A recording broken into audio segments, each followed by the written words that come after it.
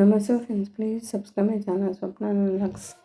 వంకాయతో పచ్చిమిర్చి కర్రీ చాలా టేస్టీగా ఉంటుంది, ట్రై చేయండి.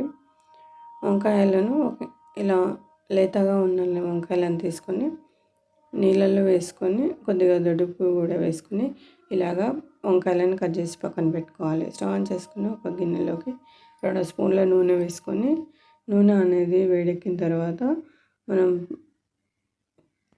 వంకాయ ముక్కలను వేసుకోవాలి. వంకాయ ముక్కలను అన్నిటిని వేసుకొని ఇలాగా కలుపుకొని మూత పెట్టి మగ్గించాలి. అవి మగ్గే లోపల మనం మిక్సీ జార్లోకి కొత్తిమీర వేసుకోవాలి, కొద్దిగా జీలకర్ర, పచ్చిమిర్చి తగినంత, దొడ్డుప్పు కూడా వేసి మిక్సీ చేసుకొని వంకాయలు మగ్గిన తర్వాత పచ్చికారం వేసి మగ్గిస్తే చాలా టేస్టీగా ఉండే కర్రీ రెడీ.